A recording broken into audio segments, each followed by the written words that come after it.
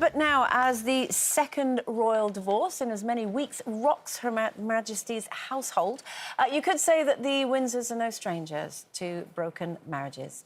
The Earl of Snowdon, that's Princess Margaret, and Anthony Armstrong-Jones's son David and his wife Serena have announced their divorce after 26 years. Now, as anyone who has watched The Crown knows, his parents didn't exactly have a happy marriage. So, do you think that divorce is something that can run in families? Is there such a thing as a divorce gene? Well, I was looking at this study that has happened in Sweden. They surveyed 20,000 people, so that's a pretty big sample, and they asked them, were your parents divorced? What's the history of divorce in your family? And they found that the survey comes to the conclusion that it doesn't have a big impact, or if your parents got divorced, whether you're going to get divorced, but it does have some impact, and the genetic factors account for about 13% of the likelihood. So it's not big, but if your parents have got divorced, it can play a part in whether you get divorced. I'm sure. I mean, genetically, I can appreciate not so much, but culturally, I can appreciate that may have some sort of sway. Because in some cultures, divorce and couples splitting up and reforming and having children elsewhere is quite the norm, and in others, it's quite rigid, and you know, communities will stay very tight together. If you go back to the news today about the Linleys getting divorced, it's interesting because Lord Snowdon's mother, Princess Margaret, wanted to marry someone, and she wasn't allowed to marry the man she wanted to marry because he was divorced. Yeah. So that caused her immense unhappiness, as anyone who's watching The Crown Series 2 will have seen all that going on in Series 2. And then by the time you get to Series 3 of The Crown, she meets Anthony Armstrong-Jones. Obviously, it's a drama, it's not based on reality, but the bare bones of the fact of the matter are he'd already had a child with someone else before he married Princess Margaret. And they married in 1960, and 6 years later he was reportedly unfaithful after Princess Margaret had had their 2 children, and then she had an affair, and then she astonishingly took her boyfriend, who was 17 years younger, on holiday, and the nation was outraged. You know, but that was a different time. It was a different era, wasn't it? It's like I always say, you know, my mum and dad were married for 50 years. Yeah. And, you know, sometimes we have people in the audience and they're asked how long, and they go 57 years or 60 years. And sadly, I'm one of these that go, how many of them were happy?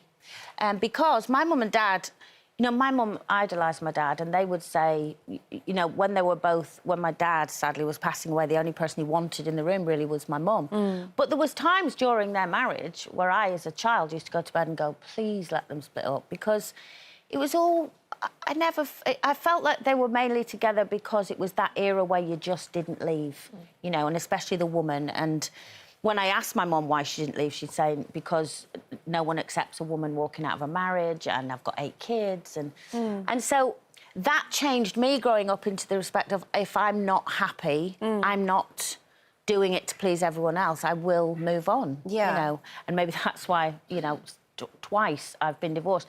I also think it does, in some ways, it has to, naturally, affect your kids to a degree. Because I think I learnt a lot of things from my mum of what I won't do.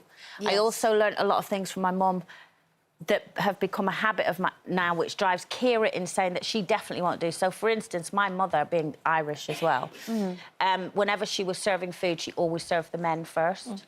And it drives Kira insane because I do the same thing. Yeah. And I give them slightly bigger portions, or if there's not enough, I'll make sure the men have been fed. And it drives Kira now. She's like, why do you keep feeding the men first? So I know that that's something she definitely won't do. But it's interesting, isn't it? Because there will be some people whose parents will have stayed together for 50, 60 years or what have you, and their children will be determined not to do that because they, like you say, if something's not working or what have you, that they will move on. And I think as well, people can be demonised for moving on, whereas actually there's sometimes incredibly good reasons why marriages don't last. And actually, you're being a very strong example of moving away from something that it could It's be not making you dangerous, happy, yeah. or just as simple as not making you happy. Women now want to have, if they get married and it starts to go wrong, women are more demanding. Back in our mother's generation, if you weren't getting on with your partner, number one, you always blamed yourself and they brainwashed you into thinking you were part of the problem. Whereas now, I think because there's so much discussion about mental health, because there's so much discussion, one of the upsides of the internet and modern technology is that everybody can have an opinion about everything and discuss things so much easier.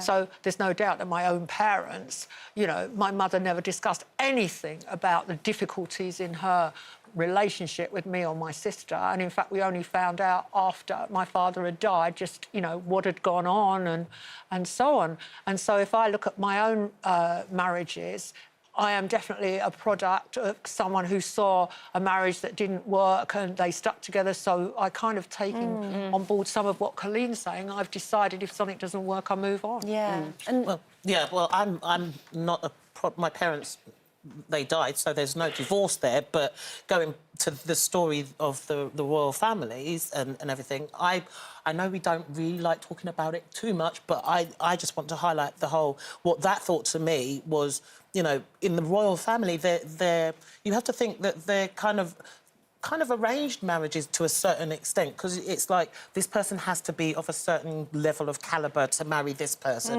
and if you're not, then they're not having it, which is why which is one of the reasons that I kind of stick up for Harry and Meghan so much, because I think he went with his heart and he followed his heart. He maybe saw his mum and dad weren't happy, and it was like, you know, two families, you must marry this one, and I think that's why he's done that, and I think that's why they're gonna probably the couple that work in the royal family. It's sad when somebody gets divorced, but you've got to go with your heart, which is something that I've learned. You've got to go with your heart rather than just doing what you think is right for, you know, to please other people. I agree with you that, of course, it's sad when people get divorced, because it means that a marriage, and nobody goes into a marriage thinking that it's going to fail, but it means that a marriage hasn't worked. But actually, a divorce can be an extremely happy time, because actually you can be walking away from something which is so awful and so damaging, not only to yourself but to your children, that actually walking away is the best thing that you can do. So it can also be quite a liberating thing as well.